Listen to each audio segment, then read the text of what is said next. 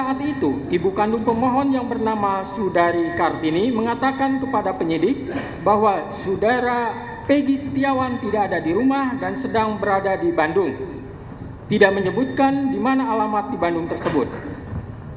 Atas dasar keterangan dari ibu kandung, saudara Peggy alias Peron tersebut, kemudian penyidik telah melakukan pencarian terhadap saudara Peggy alias Peron yang dibuktikan dengan berita acara pencarian tersangka atas nama Peggy alias Peron pada tanggal 15 September 2016. Sehingga dengan demikian sangatlah tidak beralasan apabila pemohon masih mempermasalahkan tentang pemanggilan terhadap tersangka Peggy Setiawan alias Peron.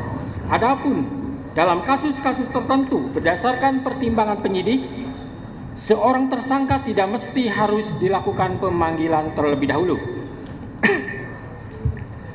Menimbang bahwa terkait sah atau tidaknya penetapan DPO atas nama pemohon karena terjadi dalam rentang waktu antara tahun 2016 sampai dengan tahun 2024, maka hakim akan merujuk pada bukti P16 dan bukti P17 berupa Peraturan Kepala Kepolisian Negara Republik Indonesia Nomor 14 Tahun 2012 tentang Manajemen Penyidikan Tindak Pidana dan Peraturan Kepala Kepolisian Negara Republik Indonesia Nomor 6 Tahun 2019 tentang Penyidikan Tindak Pidana.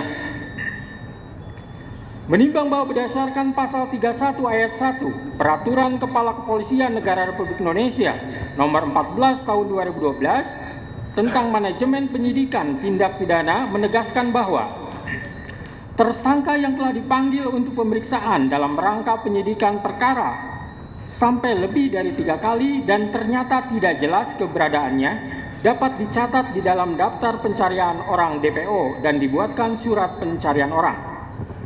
Menimbang bahwa selanjutnya berdasarkan Peraturan Kepala Kepolisian Negara Republik Indonesia Nomor 6 Tahun 2019 tentang Penyidikan Tindak Pidana, pasal 17 menegaskan bahwa tersangka yang telah dipanggil untuk pemeriksaan guna penyidikan perkara dan tidak jelas keberadaannya dicatat di dalam daftar pencarian orang DPO dan dibuatkan surat pencarian orang. Menimbang bahwa setelah hakim mencermati semua bukti dari termohon, tidak ada satupun bukti adanya surat panggilan yang dilayangkan oleh termohon kepada pemohon, sehingga pemohon tidak mengetahui dirinya masuk ke dalam daftar pencarian orang DPO. Termohon hanya mendatangi rumah pemohon dan bertanya kepada ibu kandung pemohon yang bernama Sudari Kartini yang mengatakan kepada penyidik bahwa Peggy Setiawan tidak ada di rumah dan sedang berada di Bandung tanpa membawa surat panggilan untuk disampaikan kepada pemohon. Menimbang bahwa hakim tidak sependapat dengan dalil dari termohon yang mengatakan tidak perlu pemanggilan terhadap pemohon karena menurut hakim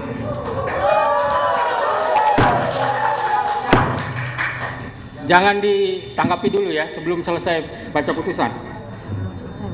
Saya lanjutkan.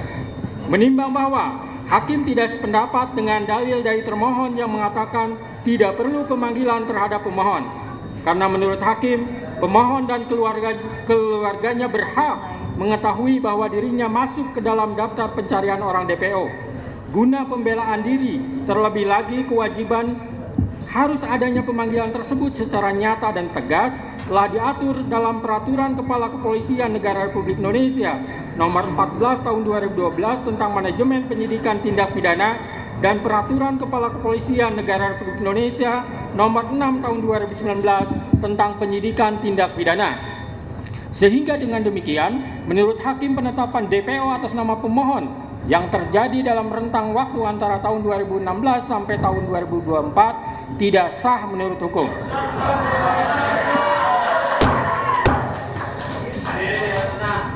Tahan dulu. Menimbang bahwa selanjutnya hakim akan mempertimbangkan terkait penetapan tersangka berdasarkan surat ketetapan nomor S/90/5